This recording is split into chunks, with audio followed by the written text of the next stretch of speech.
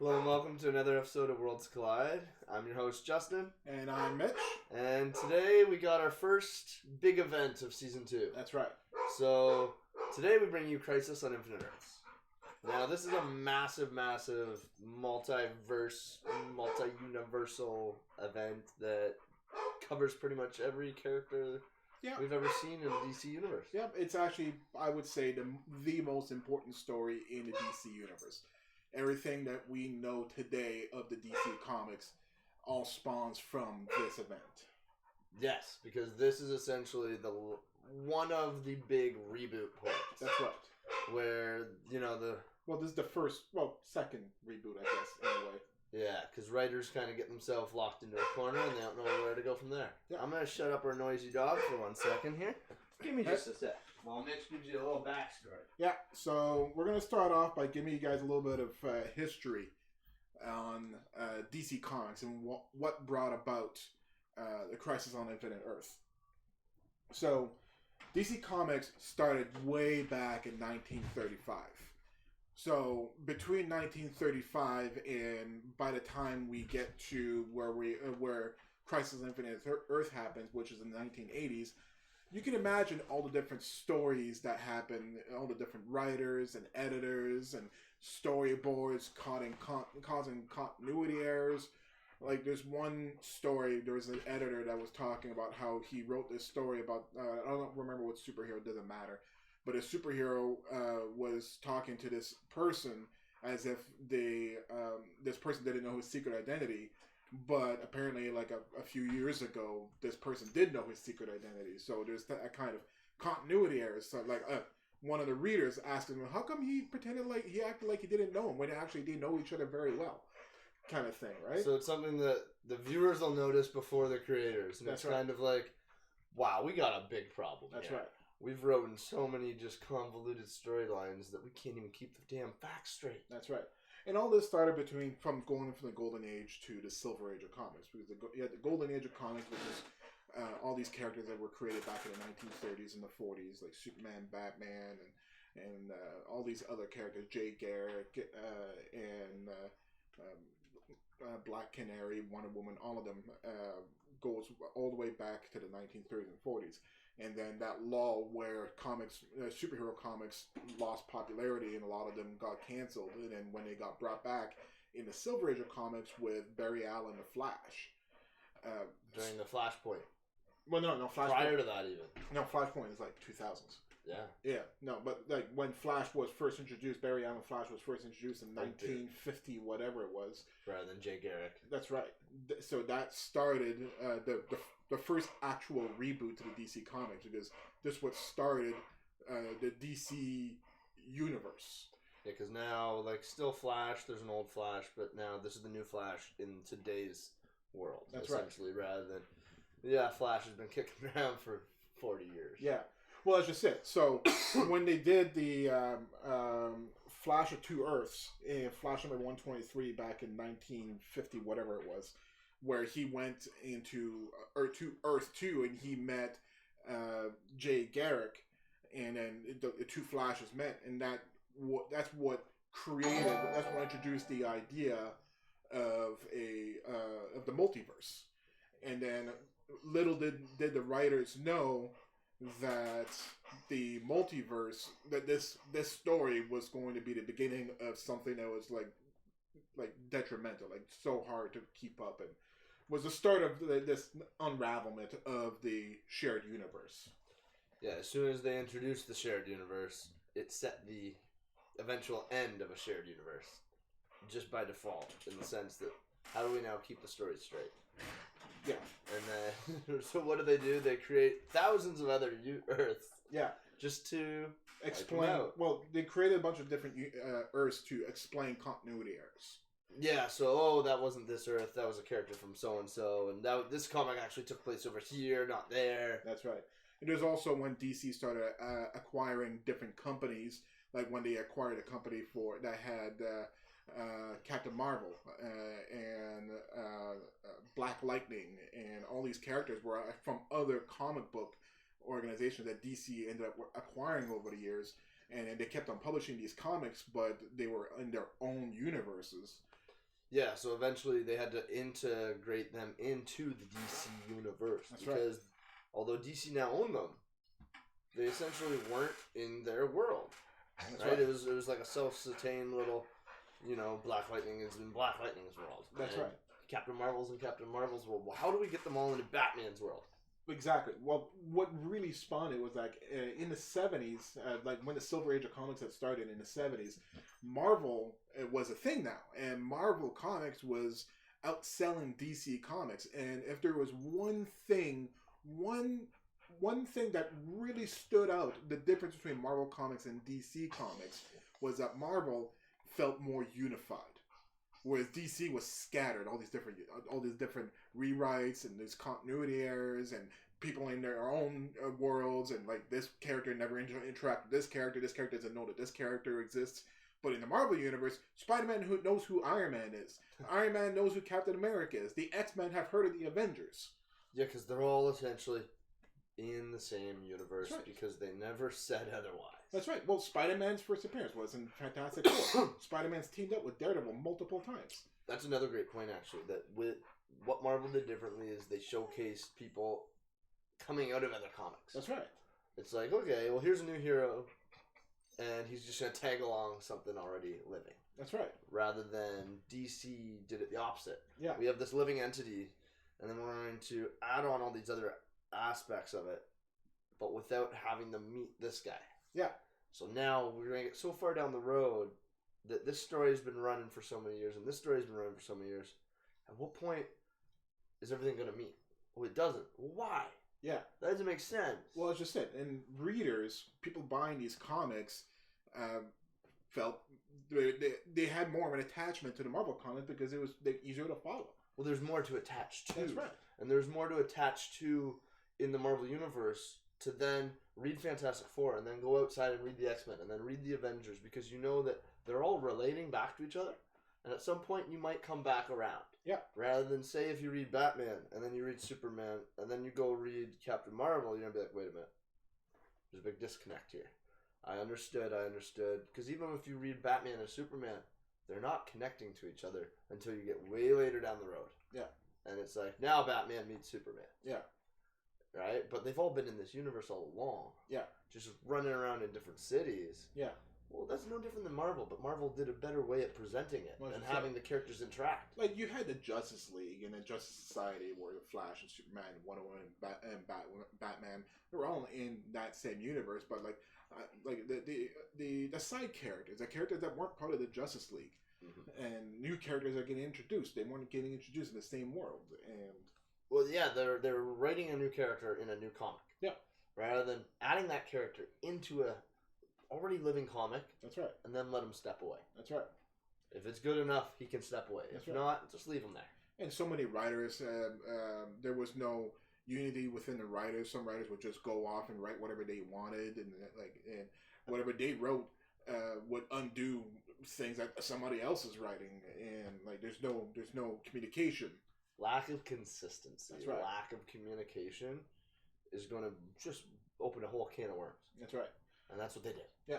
So Marv Wolfman, when he became editor of DC Comics, he's the one who brought up the idea of a big event that'll unite all the DC Comics, all these different universes, and like go away with all the different universes, do a hard reboot of their universe, bring it all back, create new origins for these characters, bring them to the modern age of comics. And give them a reason to do it all. That's not right. just because. That's right. Not just because it's needed. Yes, it's needed. We all can agree. Yes. How are we going to write it into the story that it makes sense and our viewers or our readers are going to love it? That's right. So originally he pitched it as the original title of it was going to be the history of the DC universe. That's a shitty name. Yeah. So they decided to go and said, because their idea was that it's going to destroy all these different universes, all these different versions of Earth. So a crisis was more appropriate, because there was already a crisis prior to Crisis on Infinite Earth. It was Crisis on Earth 1, but it was like a quick story. It was like one comic story. It wasn't a huge crisis. This was a crisis on all the Earths. That's right. Infinite Earth. Actually, as a matter of fact, this is apparently this is DC's first maxi series. And what that means is a limited series. It was the first time DC had ever done a limited series. Where they knew the set number of issues? That's right. Rather than just writing until we ran out of breath? That's right. Which is what I find they do in a lot of them. Yeah. Some is like, oh, it's a 6, comic issue. Some it's 56 episodes later. It's like, well, they knew going into this. Yeah. Hard start, hard middle, hard end. Yeah. This is where we are. This is where we need to get to. Yeah. And I think they did it well. Yeah. Well, how they did it is that in 1982, DC hired a researcher. A guy who's going to go through every single comic that DC had ever published. And he went through all of them, the entire library of all the comics that had been published from all the different writers, all the different universes, all the different stories. Took him 2 years to go through all of those comics. And that's probably putting in 20 hours a day. Yeah. Oh, God. Yeah. So that's why, original plan for Crisis on Infinite Earth was supposed to come out in 1983, but took this guy so long to do all the research needed to do this correctly, to do it properly, that it got pushed back to 1985. So Crisis on Infinite Earth started in January of 1985, ran for 12 issues, capped it off in December of 1985. Yeah, and if anyone wants to, I know on YouTube, Comic Historian has full issue by issue, what does he call it? I forget what he calls it, but it's essentially a voice drama play, him reading out the comic. Oh, really? Yes, so if you want to know bit by bit, blow by blow, scene by scene, all the action taking place of each issue, you can check that out on YouTube. Great resource. Awesome. Yeah, so that's just another tidbit in there. Yeah. We're obviously not going to be doing that because that's way too much. We got an hour. And that's why check him out, throw him a subscribe, give him a like. He's got lots of filler for anything that we aren't able to touch on. Yeah. But, this took a lot of planning. So they first started planting the seeds for Crisis on Infinite Earth in 1983 in an issue of Teen Titans. Oh. Because in an issue of Teen Titans, it was the first time the Monitor was made an appearance. Oh, okay. What happened in Titans? I'm not too sure. It's just the editors had decided that everybody needs to put in at least twice in a year the mentioning or the appearance of the Monitor or a character that's going to be featured in the Crisis on Infinite Earth up until the Crisis on Infinite Earth. So it started off with Teen Titans, the new Teen Titans, where the Monitor made an appearance. He wasn't a big player or anything like that. He was kind of like just a character off screen, off to the side. That's right. Was mentioned or maybe not even seen, or just seen as the last panel at the end of the issue. Kind of. Like, who the fuck's that guy? Exactly. It's just something to wonder. Exactly. Just to build intrigue. That's right. So they did that through all of their comics, throughout all the different universes and timelines and everything, leading to Crisis on Infinite Earth in January of 1985. So it took a lot of planning. There was a lot of editors who resisted this. They didn't like the idea of being forced to put these characters in their stories. Tough shit. Well, that's just it. That's just it. We need to do this. Marvel's kicking our ass in sales. We need to do something different. We need to revamp the whole goddamn game. That's right. We need to reset the storylines so that anything that we produce now is candid, it's canon, it's correct. That's right. So that's pretty much the history behind Crisis on Infinite Earth. What brought it about? Why Crisis on Infinite Earth happened? I can only imagine being one of those readers, and as one of those little hint droppers is there. You're just like, fuck, what is this? Yeah. And you're just waiting. You want to know. And then the next issue comes out, and it does it again. Yeah. It does it again. I think 2 years would go by, and I'd be racking my brain going crazy, being like, if this doesn't happen anymore, I'm going to lose my mind. Think if you're like a big DC reader. So you're reading Teen Titans, and then a few months later, you read a Flash, and the Monitor shows up in there. And you read a Jungle Boy, and the Monitor shows up in there. You read the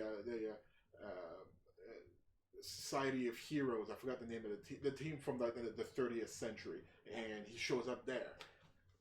I'd be losing it. I'd be like, wow, something big is coming. Yeah. Could you imagine? Yeah. When they finally release that first issue, it's going to sell out like wildfire. Yeah. Great marketing. Yeah, absolutely. Great planning. They had to get together for 2 hours, 2 hours a day or 2 hours a week, I think, just to map out what's going to happen for the next issues for this week, kind of thing. Well, yeah, and that was unheard of back then. Yeah, that's like a lot of work. It's like, well, you want to see me this much? Because half the time is write the script, draw the picture, print it, done. Yeah. Right? And then they're doing all this behind the scenes. They're doing all the theory crafting and all the, well, what happens if this? What happens if that? Well, how does this guy interact here? And, like, that's so much to cover. Yeah. We should have got a count of how many different comic lines they had to go through. The wiki actually gives the entire list. Oh. I would say, I didn't count how many, but it looks like about 12 different comics. That's pretty intense. Yeah. Like, because those are the 12 main lines that all these other characters. Oh no, these are random ones. These are random ones. A lot of them I didn't even recognize the name of the title of the comics. Wow. Yeah. Wow. Yeah. So not just Batman and Superman, like just like offshoot comics that was in the exactly. Yeah. It's a lot to cover. Yes. So let's go through the main plot now. So this the conflict. So because of conflicting stories, the multiverse was created, and they needed to solve this. The primary Earth being Earth 1, which is the series that everybody's reading, the Justice League, Batman and Superman. The main story that's all on Earth 1. And then so what happens is the Monitor gets introduced. Now, who the Monitor is a being, a cosmic being that comes from the beginning of time, and his job is to catalog all the different universes. He's basically a time traveler. Yes, a time traveler, but travels through different realities and different versions of Earth, and times and planes. Yeah, he's kind of like the Watchers in Marvel. He's just there to catalog what's going on. Yep. But he's got an evil counterpart called the Anti-Monitor, who is from the antimatter universe. Now, he created himself, did he not? No, they were both created at the same time. Oh, who created them? Do we know? So yes, actually. So let's talk about a character. This character was actually introduced before Crisis on Infinite Earths. This character was introduced in like the 1960s in the Green Lantern comics. Oh, okay. His name is Krona. Krona. Yeah. Who's Krona? So Krona is pretty important that we talked about. So Krona was born on a planet called Malthus, and he's an Owen. He's an Owen scientist. Owen, or the planet Oa, as any Green Lantern fan would know, is the home planet of where the Guardians of the Universe reside. Yep. So Krona was an Owen. I know. Come here. Hey. Come here. I know. So Krona was obsessed with information. He was obsessed to know everything, to learn everything. He was obsessed to find out what was the origin of the universe, to see the beginning of the universe. Okay, so that's why he created the Monitor to catalog and learn everything? No. What he did is he created a device that allowed him to breach the temporal barrier and see the beginning of time. He witnessed the beginning of time. He saw the hand of creation put the first speck that would develop to become the universe. But the Owens had a legend. They had a story where you weren't ever supposed to see the beginning of time. If you were to witness the beginning of time, it would create catastrophic calamity. Well, he didn't give a fuck. No, he wanted to see it. He's like, oh, okay, I want to see it. That's right. So after he saw down now, stay there. After he saw the beginning of time, his machine blew up, and this shattered the universe. Catastrophic event. That's right. So the machine explodes and shatters the universe, creating the multiverse. So before, there was just one universe. Krona, when he witnessed the beginning of time, his machine blew up and it shattered the universe, creating the multiverse. And at that point there, that was when the Monitor and the Anti-Monitor were created. They were so keep in mind, like I said, they existed from the beginning of time. So Krona witnessed the beginning of time. Then he accidentally shattered the universe, creating all the different multiverses, including the antimatter universe, where the anti-monitor resides. And then the monitor resides in the positive universe. But they both existed, technically, from the beginning of time, even though Krona was the cause of it much later in time. Wrap your head around that. It's hard. Yeah. It's hard. I get it, though. Yeah. I think. So, Krona was punished by the rest of the Owens. The Owens banished him. They transformed him into pure energy, apparently, and then banished him to roam, to wander the universe forever. And this is what created the Guardians of the Universe. The Guardians of the Universe formed themselves so that things like this could never happen again. And then first they created the Manhunters to protect the all the different galaxies, but that was a failed experiment. Martian Manhunter? No. They were androids called the Manhunters. And then so once they disassembled them, and then they started the Green Lantern Corps. Yeah. So that's who Krona is, and that's his impact on the entire universe. That's why he was introduced in the Green Lantern Corps. And that's where the Monitor and the Anti-Monitor first got created. In the Green Lantern. Well, you didn't know about them back in the Green Lantern. You don't. Because Green Lanterns aren't relevant yet. It's essentially in the Green Lantern storyline. They're reviewing the past, saying this is how things came to be. That's right. Krona will become an important piece in the story later on. Okay. That's why I wrote down all this information. But it's important to know, like, where did they come from? Yeah. So the Monitor, the Anti-Monitor, his goal is pretty much. You find out the Anti-Monitor, his goal is pretty much to destroy all the other universes, so that he becomes the sole ruler of all the universes. By there just being one left. That's right. One that he creates. Because when he destroys every universe, with an end, there's a new beginning. In the sense that when the final one is destroyed, a new one is made, one that he forms. Sort of. I'm pretty sure he just absorbs it, and it takes it onto the antimatter universe, his universe. That would make sense. Yeah. So there was an event that happened, an accident with antimatter on one of these universes. And this accident is what started all this. It was actually from a character named Pariah. Okay, and so Pariah is the character who is basically cursed to see the destruction of every different Earth? That's right. So Pariah was somebody else who was trying to do experiments to see the beginning of time, kind of thing, and was trying to use antimatter to do this. And something wrong happened, and this event is what alerted the Anti-Monitor of Pariah's universe. And the Anti-Monitor used a antimatter wave to wipe out Pariah's universe.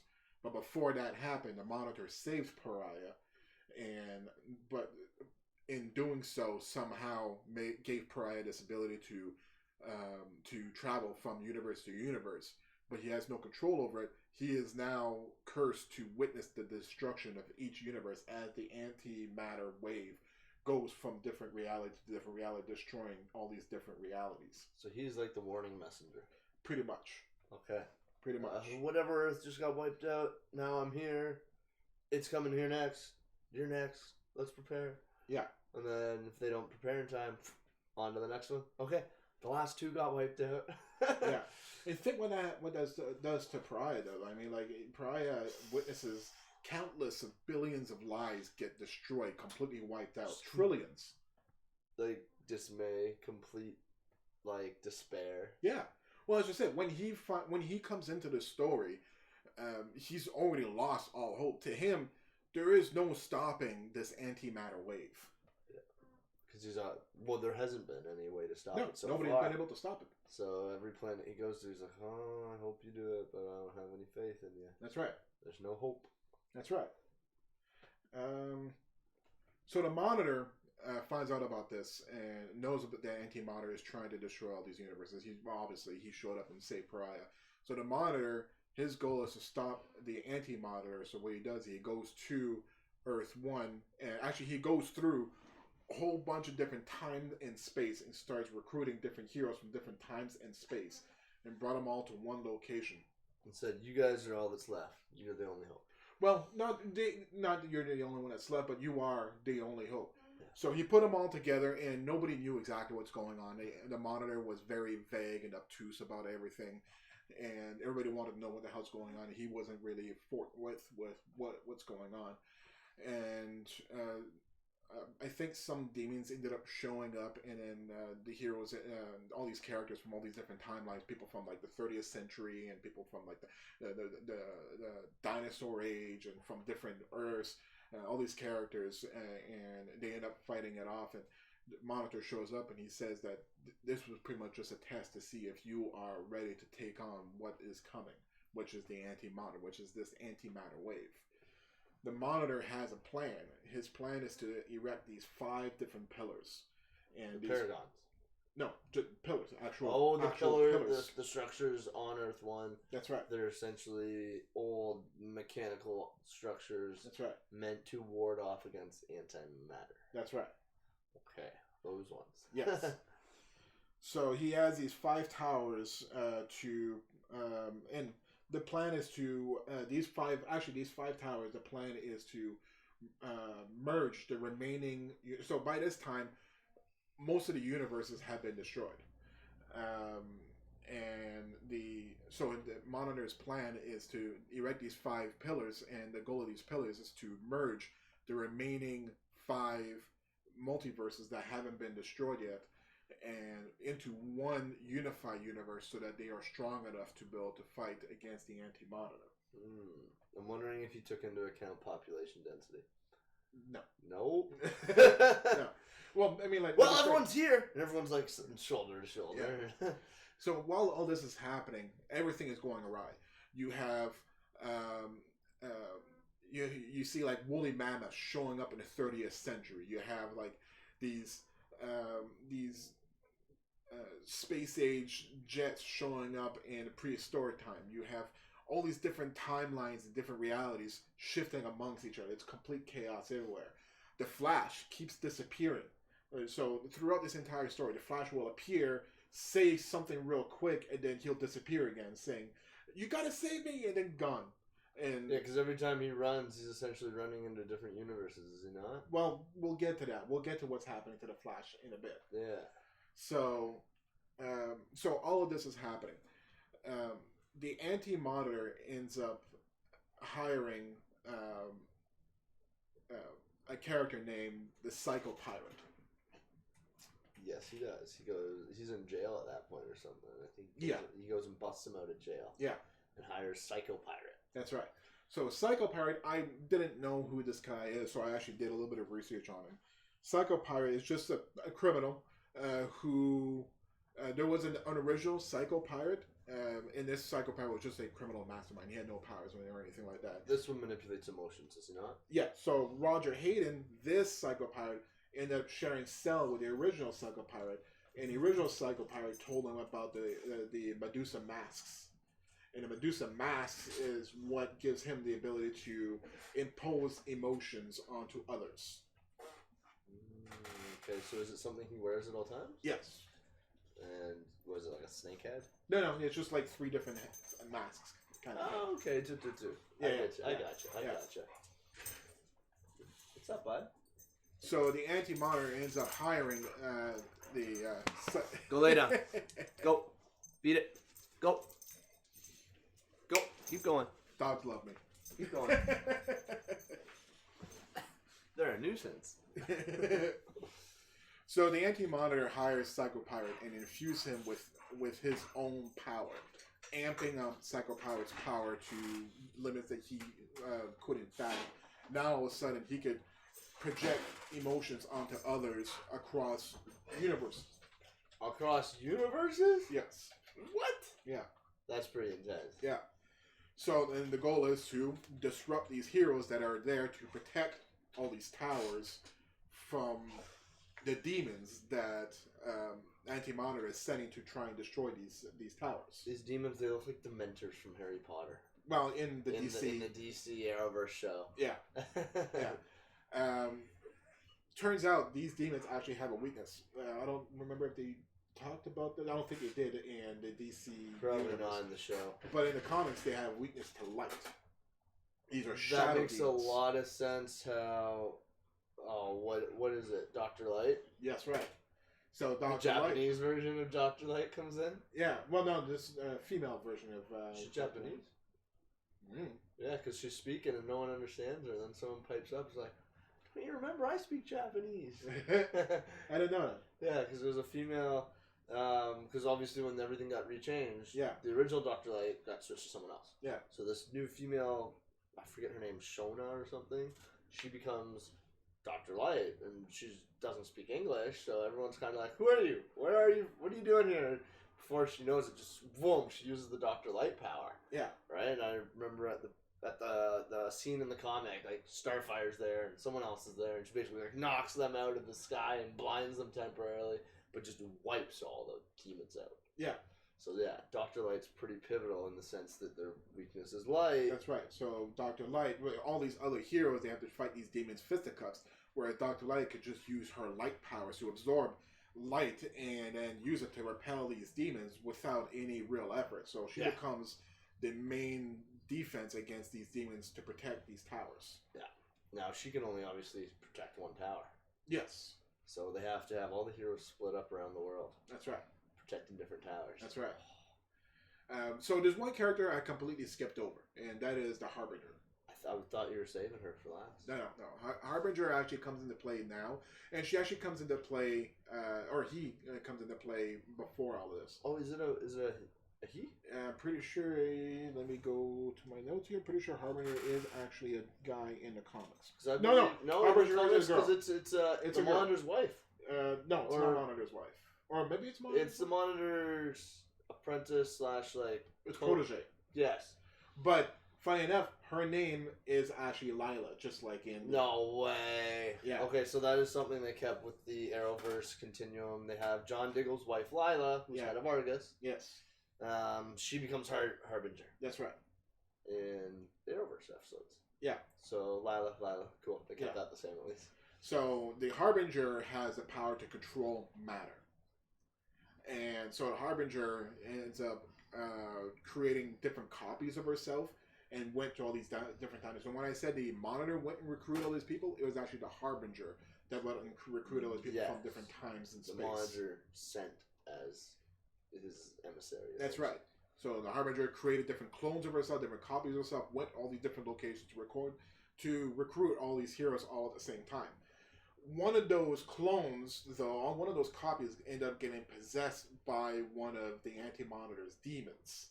So when all the Harbingers ends up forming into one, there's two different sides battling itself within a Harbinger. You have the good Harbinger, but then you have the Harbinger that's being possessed by this demon, that's being possessed by the Anti-Monitor. Eventually, the Anti-Monitor takes control of the Harbinger and kills the Monitor. With Harbinger. That's right. Harbinger kills Monitor. Yeah. So that's one big difference between the comic version versus the Arrowverse version. I think they tried to kill Monitor in the Arrowverse version, but they just didn't have it work. No. I'm pretty sure that happened. At one point, it's like, boom, I'm here to kill you, and then it just didn't work. No. But, yeah, in the comics, it worked. Yeah. It worked. Yeah. And where do we go from then once? So that's when. So you have the Psycho Pirate now manipulating all these different heroes, and which is preventing them from protecting these towers. Because they start fighting amongst themselves, do they not? That's right. So in last ditch effort. Well, it wasn't just heroes that they went and recruited. Heroes, villains as well. And that's why they start fighting. Yes. Right? Because the Harbinger and Monitor, they weren't just looking at Earth's heroes. It's villains too that need to fight off this common cause. And so that's the easier way that Psycho Pirate was able to get under everyone's skin. Yes. Like you got Lex Luthor and Batman and Superman all there trying to fight side by side. They don't like each other. No. really easy to get them to fight each other. Yeah. Now, there's another character that I haven't mentioned yet, and that is Alexander Luthor Jr. Yes. Now they changed the plot in the Arrowverse episode with the storyline on this. So in the storyline in the comic, it's Lex Luthor. Yes. And Lois on some different Earth 3. Okay, so it's Earth 3. Yeah, Earth 3. So in Earth 3 was already established before all of this happened. Earth 3 was the universe where you have the... one second, I wrote it down. Alexander Luthor. The Crime Syndicate. Earth 3 is where you have the Crime Syndicate, which is the evil version of the Justice League. Oh. Evil Superman. So evil Superman, evil Flash, evil Batman. Batman is Owlman. Superman is Ultraman, and like all these different parallel things. It's like the dark side of the Justice League. And in Earth 3, there's only one hero to stand against the Crime Syndicate, and that is Alexander Luthor Sr.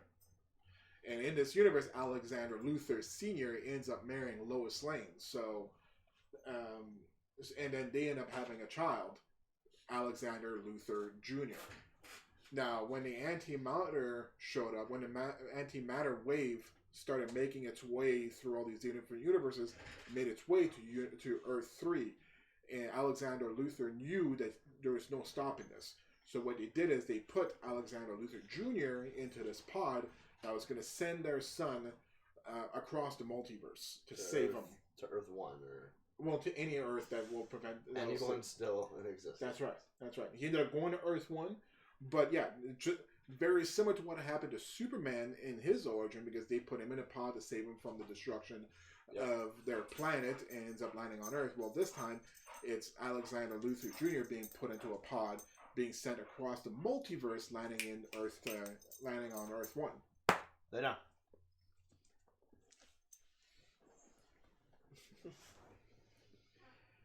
So the reason why I brought this up, so when the Alexander Jr. Ended up showing up on Earth 1, traveling through the multiverse like that and traveling through matter and antimatter like this, gave him powers, gave him the ability to control matter and antimatter. And also sped up his age, because when he got transported, he was still an infant. But by the end of Crisis on Infinite Earth, he is a young adult, even though there's only like a few weeks that spans across all of the Crisis on Infinite Earth. It only takes a couple of weeks. By the end, he's a young adult, but he started off as a child. Yeah, and so this is the only version of Lex that actually had powers. That's right. That's right. So Alexander Luthor is the one who ends up creating... So to protect all these different towers from Psycho Pirate, Alexander Luthor Jr. ends up creating a different universe, a limbo, and he ends up putting the 5 remaining Earths, or 2 of the 5 remaining Earths, in that pocket universe, the limbo, that outside of the Anti-Monitor's influence, outside of Psycho Pirate's influence as well. Yeah. Which 2 Earths? 1 and 2? I think 1 and 2. Okay. Makes sense. Probably make the most sense. Yeah, let me go back to our main plot here. In this limbo dimension, essentially, are they safe from the antimatter wave, or is it just buying them time? Just buying them time. Yeah. So this prevents the Anti-Monitor's plan. This prevents Psycho Pirate from stopping the towers from getting destroyed. Yeah, they were able to last long enough. You know, the antimatter wave passed. Yeah. Or were they able to phase together? They were able to somewhat phase together. So eventually, the remaining 3 planets the remaining 3 Earths ends up going into this limbo as well. Oh. Yeah, so all 5 Earths ended up going into limbo. Sweet. So they're able to save those 5. Yeah. For now. For now.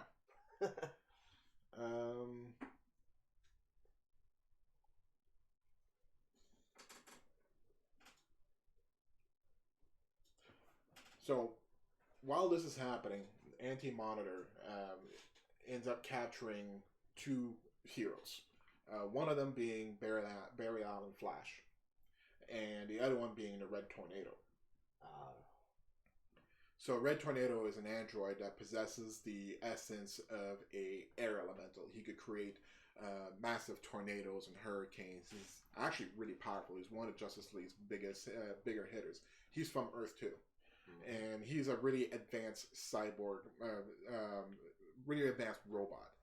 So Anti-Monitor captures Red Tornado and uses him pretty much to give him the technology needed to build this antimatter gun that he's going to use to destroy all the universes. So that's happening. That's like a side plot that's going to come into play a little bit further on. Okay. So, and this is happening in the antimatter universe. Okay, and how do you get the Flash? Is it when he's just kind of running around disappearing still? At one point, he just nabs him? Well, yeah, he just nabs him. Not when he's disappearing and whatnot. He just nabbed him before all of this happened, kind of thing. Okay. Yeah, so to a lot of people, the Flash had disappeared. They didn't know what happened. And then eventually, Flash started showing up in these different places randomly. Oh, now it's him trying to escape. Sort of. You'll see. Okay. You'll see. It's pretty cool. So what happens is Harbinger and Pariah ends up recruiting a bunch of different heroes as a last-ditch effort to go and attack the Anti-Monitor. One big assault on against the Anti-Monitor in the Antimatter universe. Alexander Luthor creates a portal that goes from Limbo to the Antimatter universe, and they go and attack the Anti-Monitor. This results in actually they did end up defeating the Anti-Monitor, but this results in the death of Supergirl, Earth One Supergirl. And this is a pretty iconic comic cover. You're gonna Superman carrying the body of Supergirl just mourning. That's right. Yeah, I think that was the one I posted yesterday on our social media. Actually, yeah, that was the cover of issue. Well, want to see probably two. Yeah. But they didn't do that in the Arrowverse crossover. No. Who died instead? Well, we don't want to ruin it. Yeah, watch it for yourself. Yeah, but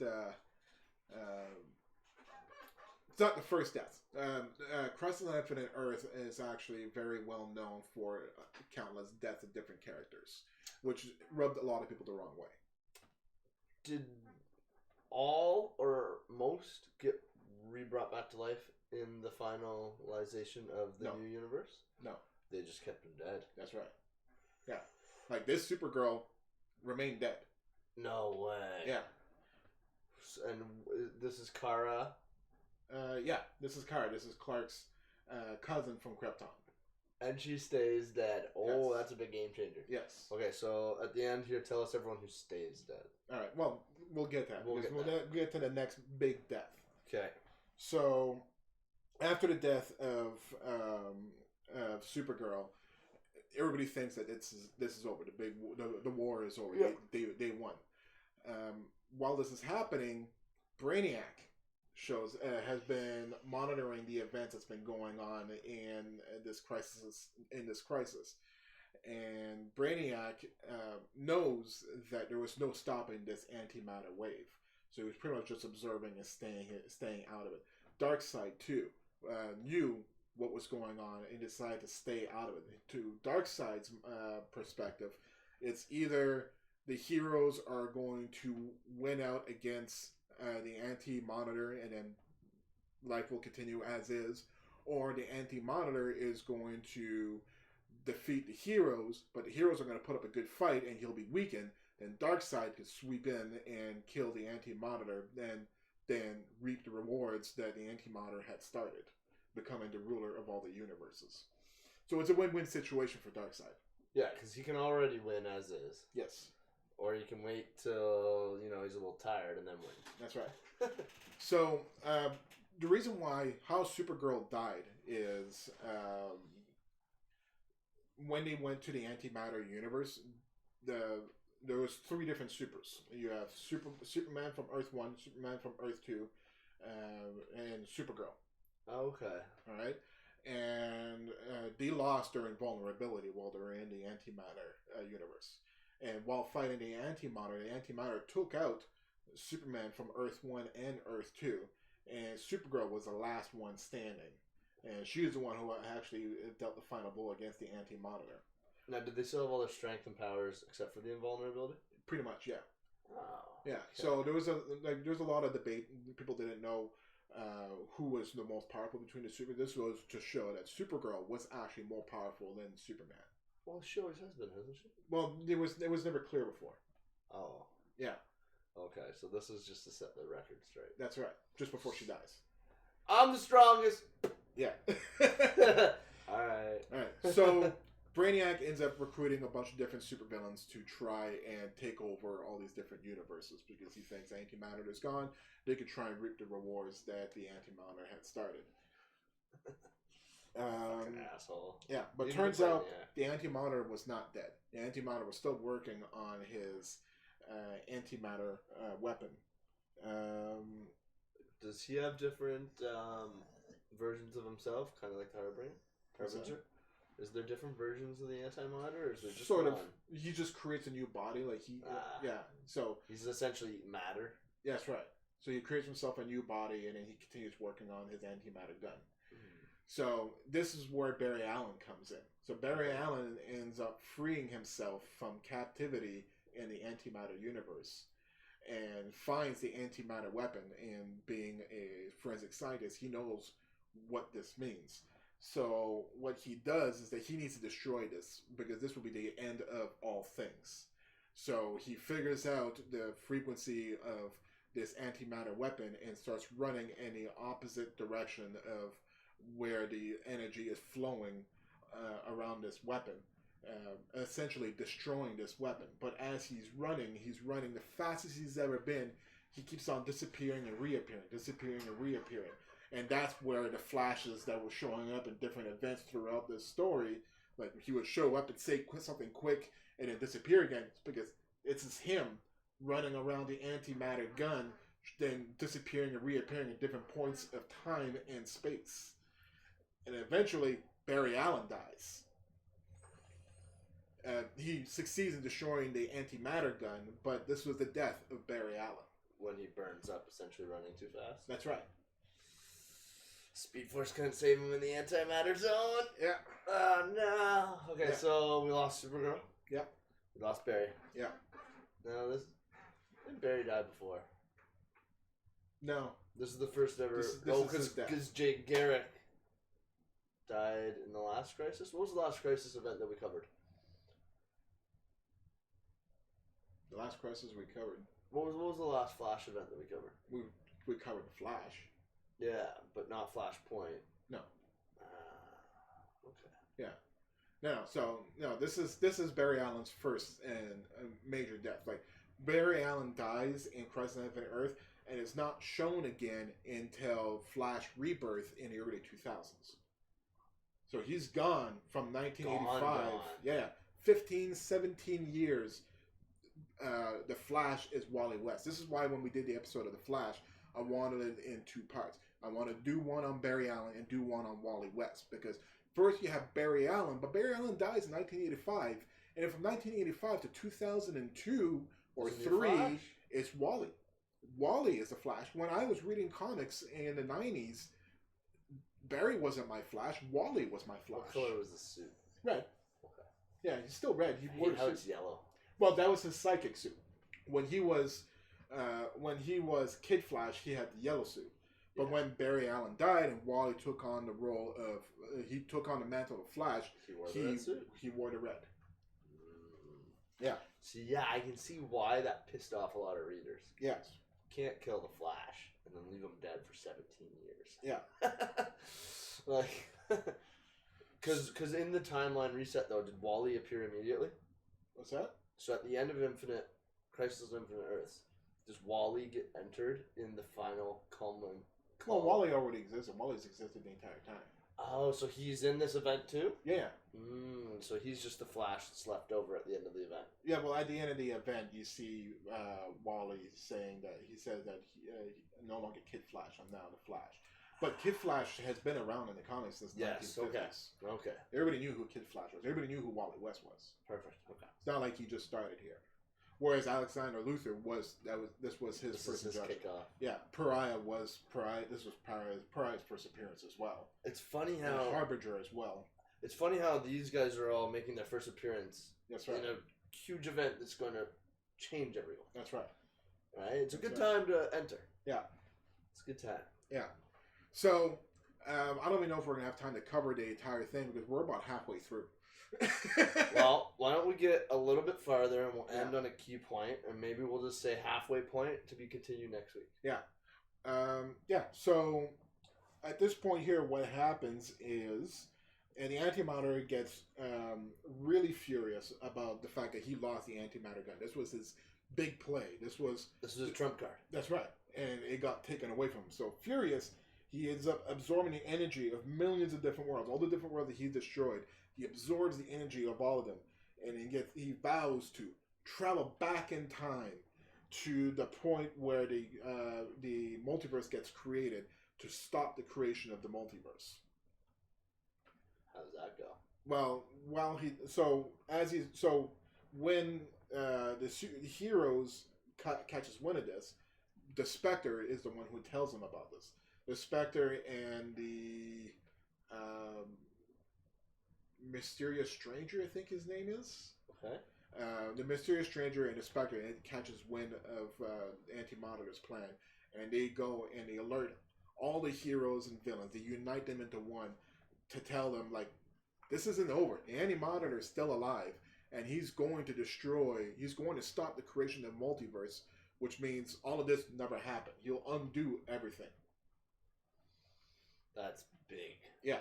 That is big. So we see the Spectre enter in Arrowverse and essentially embody Green Arrow. Yes. So Spectre though in the comic. That's right. He doesn't have to. No. Okay. No, the Spectre is his own character. The Spectre's been around. The Spectre is from Earth 2, I'm pretty sure. And he's one of the most powerful beings in the universe. Yes. Is he not? He's the embodiment of God's wrath. Oh, he can almost smite you. Yes. And the Mysterious Stranger is pretty much like God. Mysterious Stranger has undefined powers. Like he's like uber powerful, like beyond or powerful. Okay. And these two dudes are like, no. Yeah. Everyone, go deal with this. Yeah. Why don't they deal with it? They can't. They're above it. No. They don't meddle in the affairs? No. Something about the antimatter prevents them from using their powers. Like in the antimatter universe, the Spectre doesn't have it. He can't do what he can do in the positive universe. Because they're beings that rely upon the natural matter. That's right. Not the anti-matter. That's right. Oh man! Yeah. So it's like no one has powers in this universe but this guy. Exactly. And then his still carry over in the other universes, which is not fair. That's right. Mad. Yeah. So the heroes travel back in time to try and stop the anti-monitor. So they split into a two-prong assault.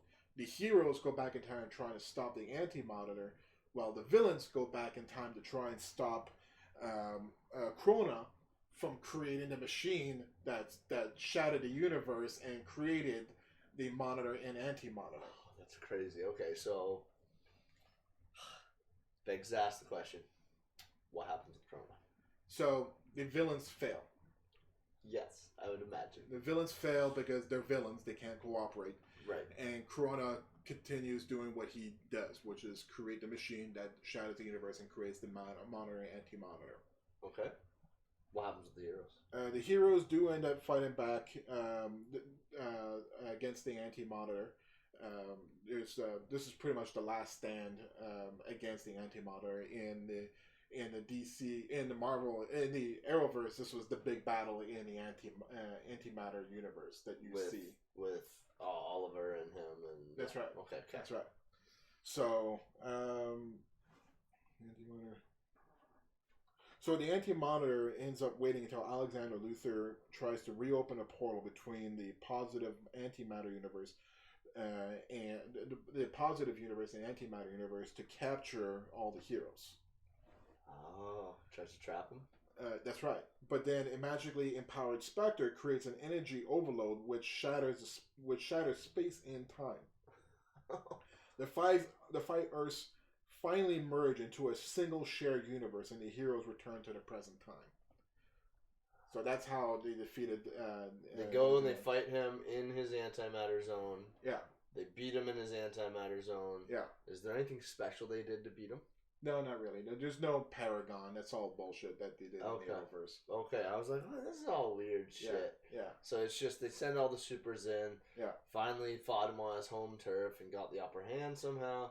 Yeah. Overthrew him. And even though Corona did her shit. Yeah. His? Yeah. Okay. It was irrelevant. That's right. Nice. Yeah. Okay. So then everything's merged. All 5 Earths are now one. That's right. That means all the people who are on the different planets are now back on this one planet, and it's all their home. That's right. So at this point here, the DC Universe history has been reset. Origins have been reset, and the only people who know what happened are the people that were at the dawn of time when all these events unfolded. Villains too? Yes. Well, as you know, the villains weren't there because they went to a different time to try and stop Corona. Yeah, so it's just the heroes. That's right. And just certain select heroes. Certain heroes. That's They're right. actually there. And they represent that by these Paragon bullshit in the Arrowverse, where they have like Supergirl and Flash, and each different pivotal person is a hope, a courage, a trust, whatever. Yeah. And that's all bullshit. Yeah. So among these heroes, you have Superboy Prime, which we haven't talked about at all. Oh. Superboy Prime is from Earth Prime. And Earth Prime is our universe. It's our world. The DC heroes are comic book characters in Earth Prime.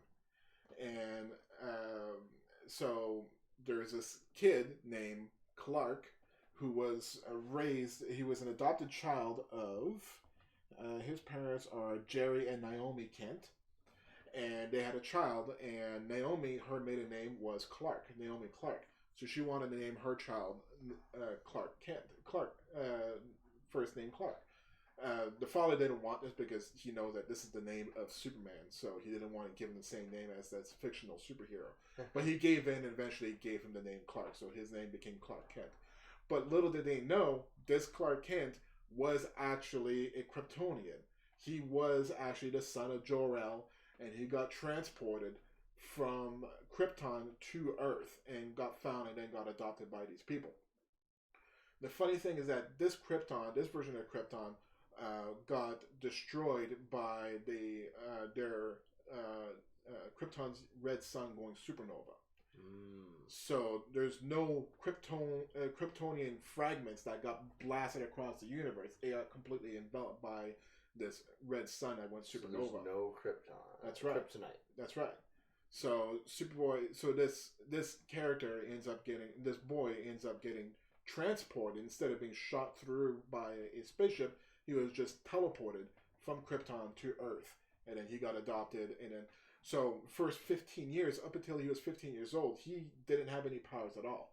He actually grew up as a normal child until one day on Halloween night, he was dressed as Superboy, because from the comics that he read as Superboy, Halley's Comet passed by, and somehow that triggers his powers. And which? Halley's Comet? Oh, okay. Yeah. Halley's Comet flies by, and for some reason, that activated his Kryptonian powers. At the same time, Superman from Earth 1 ends up showing up on Earth Prime, and they end up meeting, and Superboy ends up stopping some kind of tidal wave with his powers. Huh. Yeah. So that's the story of Superboy Prime. Superboy Prime is. That's right. So Superboy Prime was part of these heroes that were fighting Anti-Monitor. Okay. And I needed to introduce Superboy Prime because he becomes a very important character later on. Well, I don't know how much more time we got. We're almost today. done, actually. We're actually almost done. Oh, okay. Yeah, I'm we'll speeding through this. Yeah. So let's go back to the main plot now. So what happens after this? Now that all the Earths have been put back together, the Anti-Monitor is still alive. The Anti-Monitor is now disembodied, but they It's essentially living energy. Doesn't really need a body. that's right.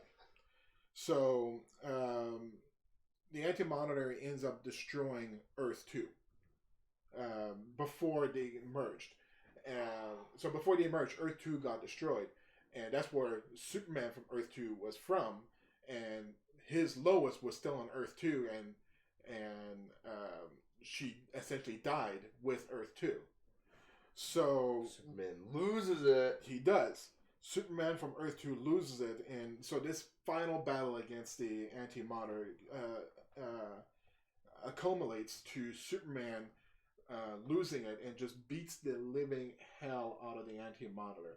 The final battle, the Anti-Monitor, reduced to a flaming head, crashes into a star and ends up getting killed by Superman from Earth 2.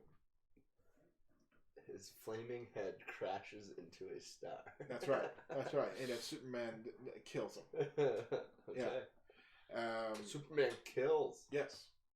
Yeah. Straight up kills him. Okay. Yeah. So in the end, and it was this final battle against the Anti-Monitor was Superman from Earth 2, Superman from Earth 1, Superboy Prime. No, Superboy. Superman Earth 2, Lois. Alright. Earth 2, Superman. Alexander Luthor Jr.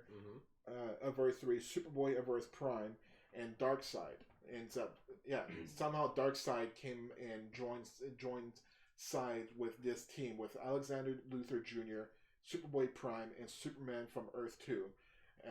As his final battle against the Anti-Monitor. And where does this take place? In space. Oh, okay. Yeah.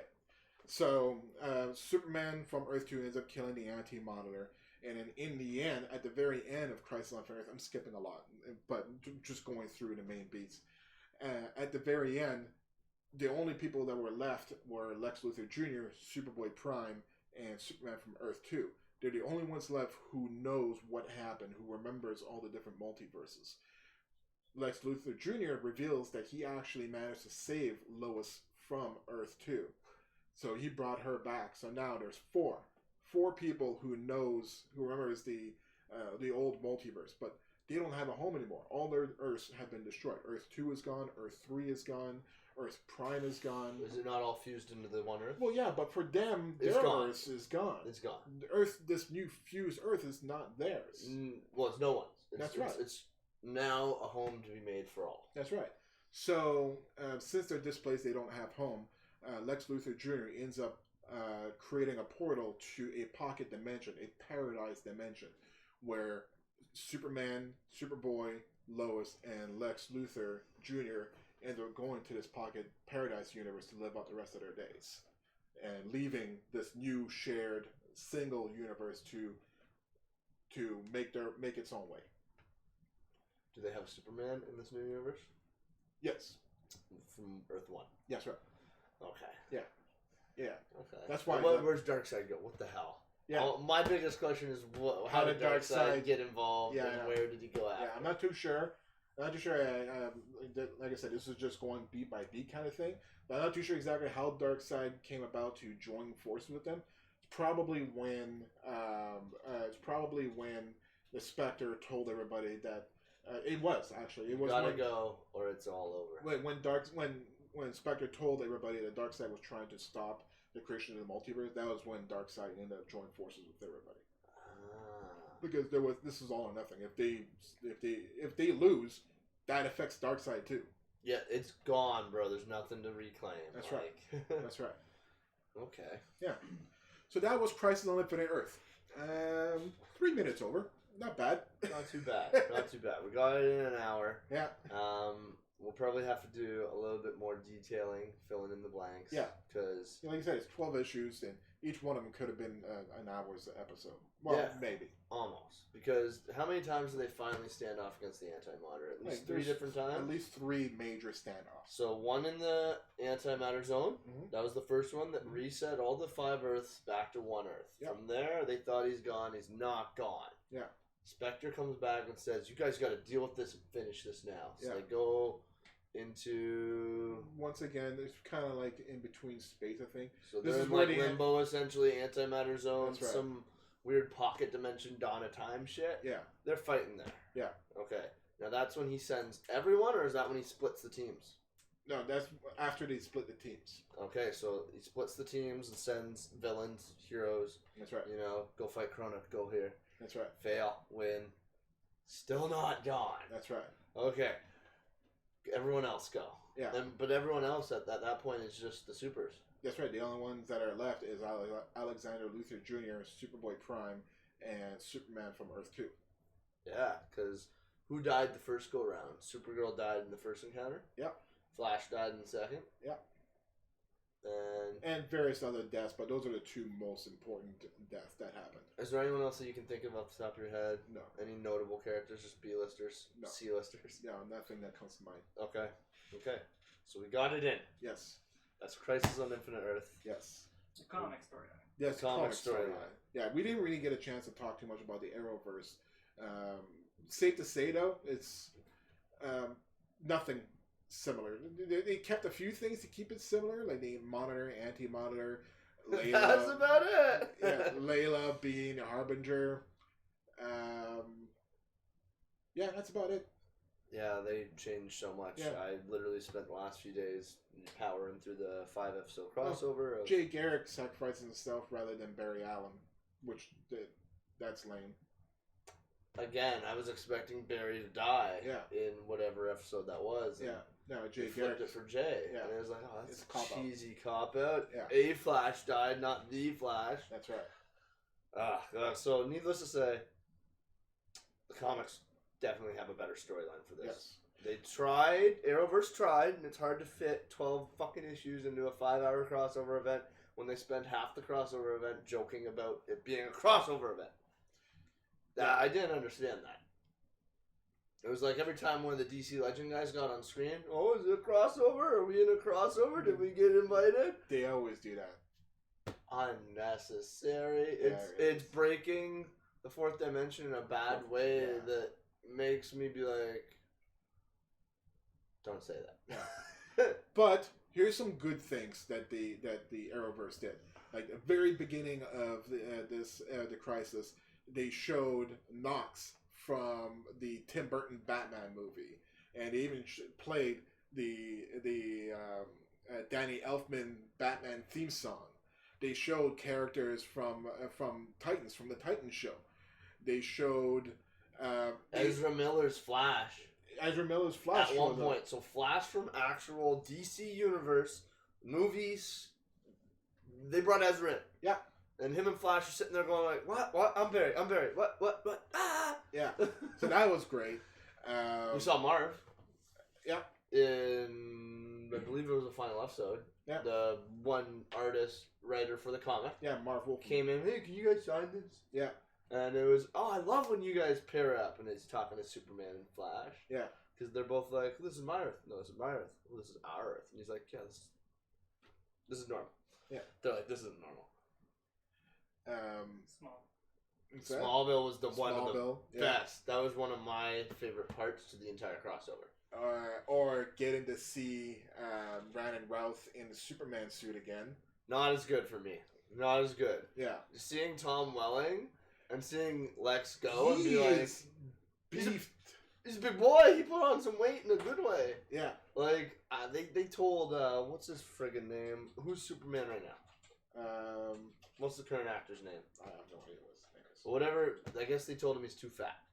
Really? Yeah, they told him you're too fat. You can't be Superman no more. Really? Yeah. Wait, what? I know, he's jacked too. Which Superman are you talking about? Batman vs Superman. Oh, you're talking about Henry Cavill. Henry Cavill. Oh, I like okay. Henry Cavill. So you meant Supergirl Superman. No. Because he's pretty skinny. Yeah. Yeah. Yeah. No. I forget his name. Brent. Not. It might be a Brandon something. I don't know. But Henry Cavill apparently. I don't think he got picked up to play Superman anymore. They told him you're too fat. He was also probably busy filming The Witcher. Yeah. And he cared way more about The Witcher. Like, he fanboyed The Witcher hard. He's had every game. He was Witcher before Witcher came out. Hi, Silver Helix. That's all right. Better late than never. Better late than never. Thanks for tuning up, bud. Now you get to rewatch it all with no hesitation. You can skip over the dog petting. Yeah. But, like, I think that was my favorite part of the crossover event, as Lex jumps from world to world trying to kill all the Supermen. Yeah. Which was like, what the fuck are you doing? Stop that. Yeah. Stop that. He goes to this one universe and runs into good old Tom Welling on Smallville's farm, and Lois comes running out. What's up?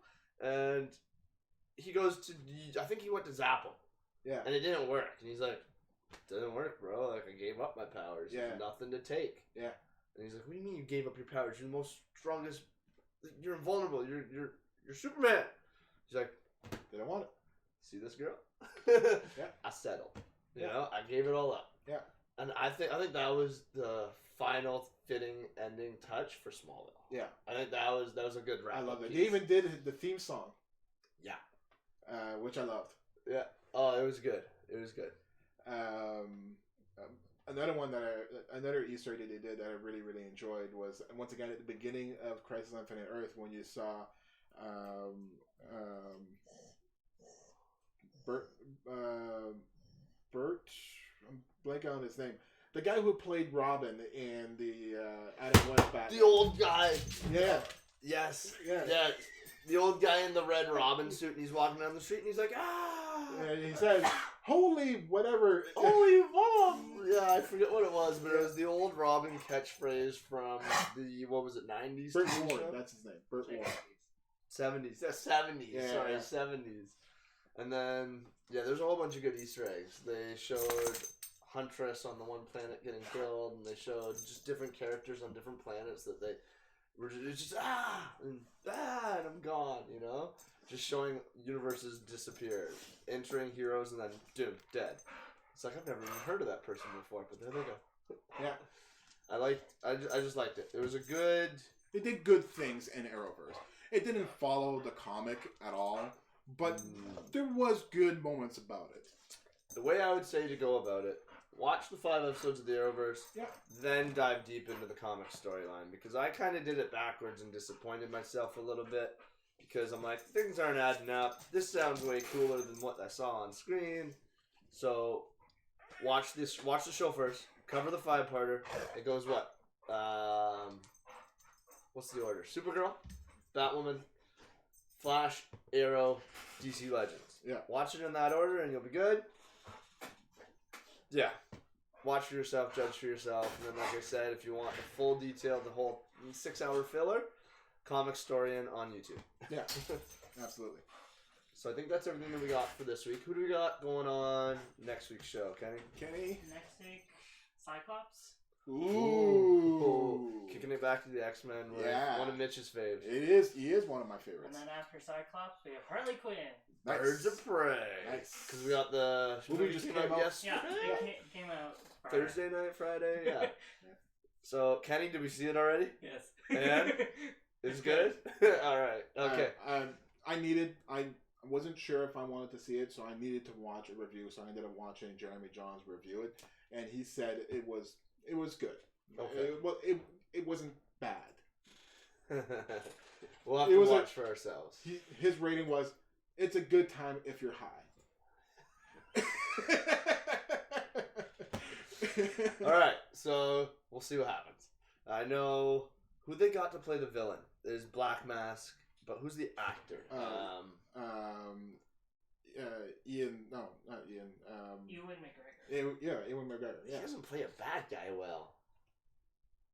When's the last time you ever played a bad guy? That's what I mean. What the hell? Well, when's the last time Heath Ledger played a bad guy? Point proven. It's good. It's a good point. I'll keep quiet and watch the movie, and then I'll give you further judgment. Yeah. Okay, so next week, Cyclops. Yeah. Following week, Harley Quinn in the Birds of Prey. So it'll be a lot of Harley focus. That's right. With some Birds of Prey tagged on. That's right. Cool.